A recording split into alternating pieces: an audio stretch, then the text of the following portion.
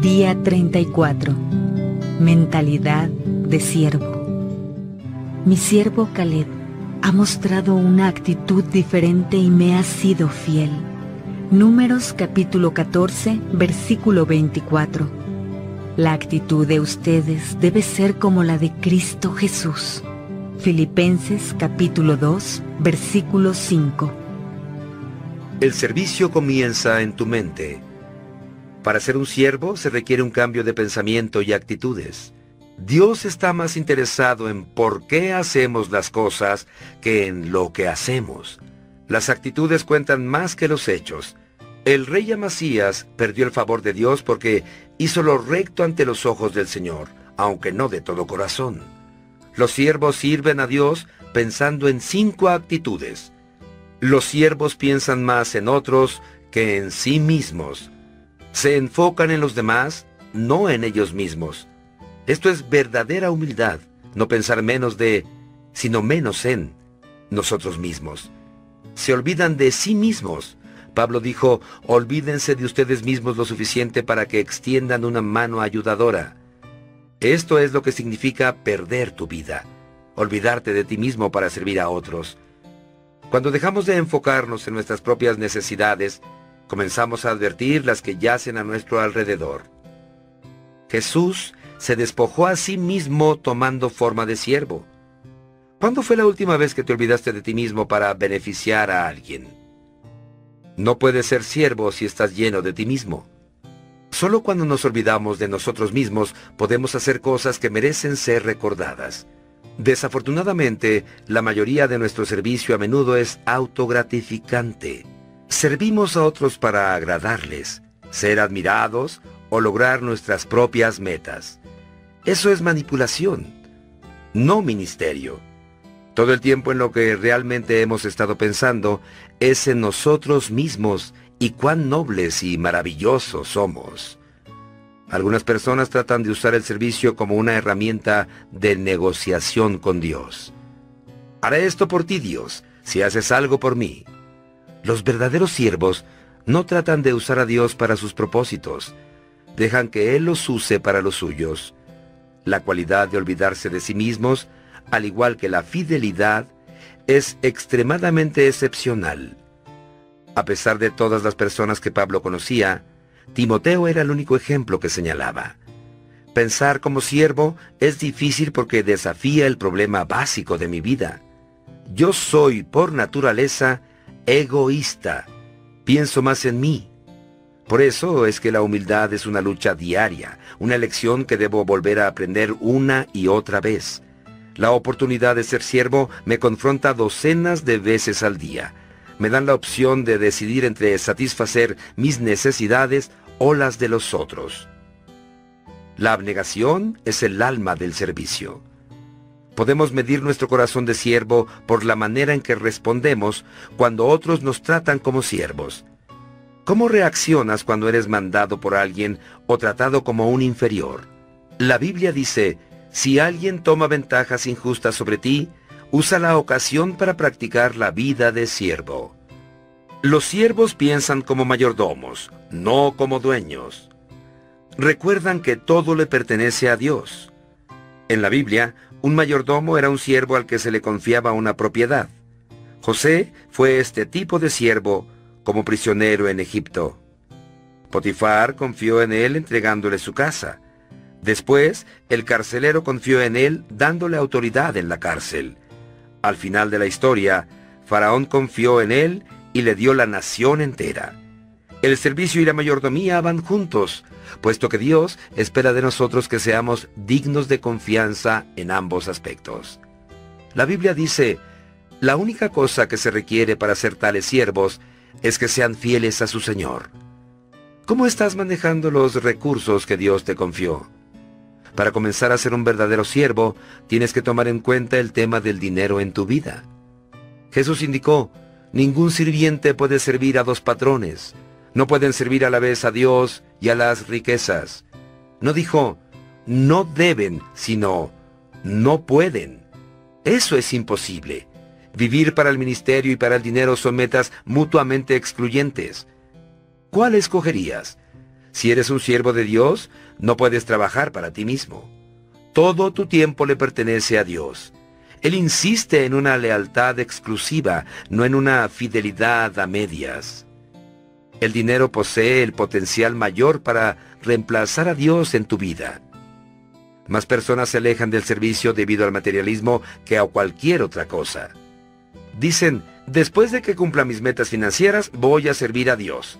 Esa es una decisión necia que lamentarán por la eternidad. Cuando Jesús es tu Señor, el dinero te sirve. Pero si el dinero es tu Señor, te conviertes en esclavo de Él. Ciertamente la riqueza no es un pecado siempre y cuando la usemos para la gloria de Dios. Los siervos del Señor siempre están más conscientes del ministerio que del dinero. La Biblia es muy clara. Dios usa el dinero para probar tu fidelidad como siervo. Esta es la razón por la que Jesús habló más acerca de Él que del cielo o el infierno. Él dijo, si ustedes no han sido honrados en el uso de las riquezas mundanas, ¿quién les confiará las verdaderas? La manera en que usas tu dinero incide en cómo Dios puede bendecir tu vida.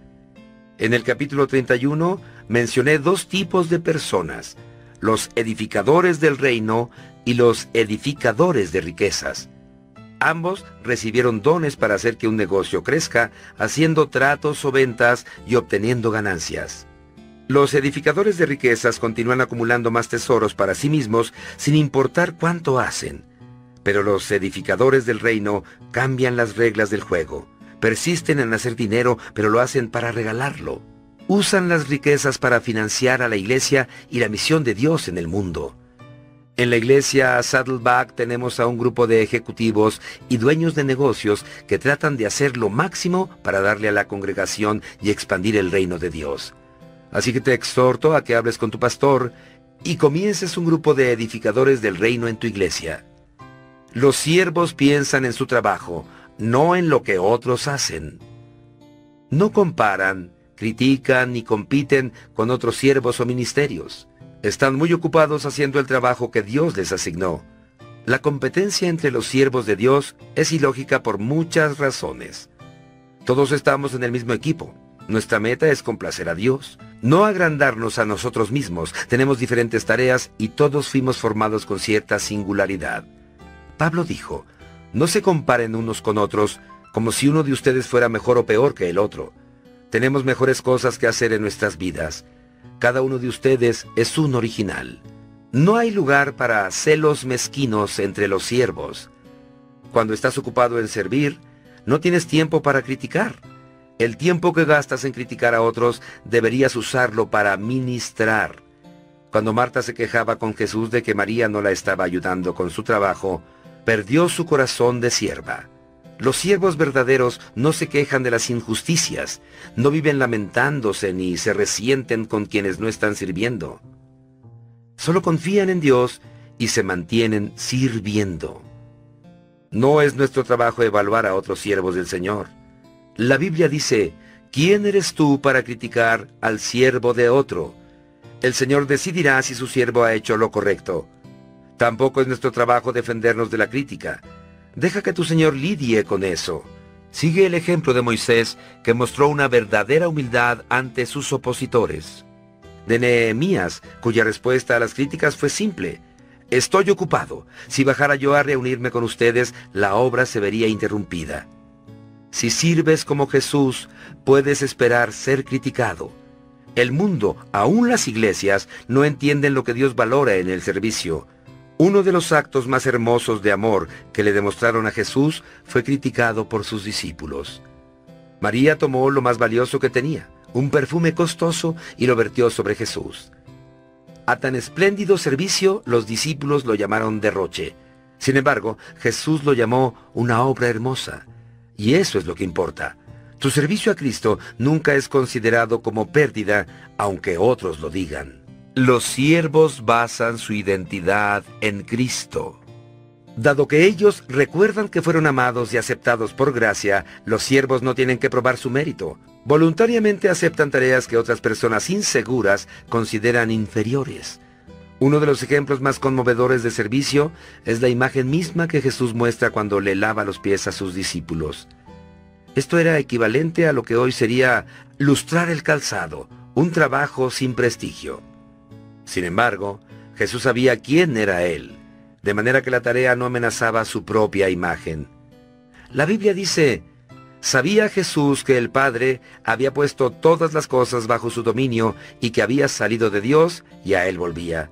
Así que se levantó de la mesa, se quitó el manto y se ató una toalla a la cintura. Si piensas ser un siervo, debes tener muy definida tu identidad en Cristo. Solo las personas seguras pueden servir. Las inseguras siempre se preocupan de cómo pueden ser vistas por los demás. Temen manifestar sus debilidades y ocultan bajo mantos protectores su orgullo y pretensión. Mientras más inseguro seas, más quieres que te sirvan y más necesitarás la aprobación. Henry Nouwen dijo: para que podamos servir a otros, debemos morir por ellos. Eso significa que tenemos que dejar de medir nuestros significados y valores con la vara de medir de otros. Entonces comenzaremos a ser libres para ser misericordiosos. Cuando basas tu valor y tu identidad en tu relación con Cristo, te liberas de las expectativas de otros y eso te permite servir con lo mejor de ti. Los siervos no necesitan cubrir sus paredes con placas y premios para avalar su trabajo. No les interesa que se dirijan a ellos con títulos, ni les gusta considerarse superiores. Los siervos hallan que los símbolos del estatus son innecesarios y no miden su valor por sus logros. Pablo dijo: porque no es aprobado el que se recomienda a sí mismo, sino aquel a quien recomienda el Señor. Si alguien tuvo oportunidad de ser ostentoso debido a sus conexiones y parentesco, fue Santiago, el medio hermano de Jesús. Él tuvo las credenciales de crecer con Jesús como su hermano. Sin embargo, en la introducción de su carta, simplemente se refiere a sí mismo como siervo de Dios y del Señor Jesucristo. Mientras más te acerques a Jesús, menos necesitarás promocionarte. Los siervos piensan en el ministerio como una oportunidad, no como una obligación. Disfrutan ayudando a la gente, supliendo sus necesidades y realizando su ministerio. Sirven al Señor con regocijo. ¿Por qué lo hacen con regocijo? Porque aman al Señor y están agradecidos por su favor. Saben que servir es el mejor uso que pueden darle a su vida y que Dios ha prometido recompensarlos. Jesús dijo: a quien me sirva, mi Padre lo honrará. Pablo, por su parte, afirmó: porque Dios no es injusto como para olvidarse de las obras y del amor que, para su gloria, ustedes han mostrado sirviendo a los santos, como lo siguen haciendo. Imagínate qué pasaría si solo el 10% de los cristianos en el mundo tomara en serio su rol como siervo. Imagínate todo lo bueno que podría hacerse. ¿Estarías dispuesto a ser una de esas personas? No importa la edad que tengas, Dios te usará si comienzas a actuar y pensar como un siervo. Albert Schweitzer dijo: las únicas personas realmente felices son aquellas que han aprendido a servir. Día 34. Pensando en mi propósito. Punto de reflexión. Para ser siervo, debo pensar como siervo. Versículo para recordar.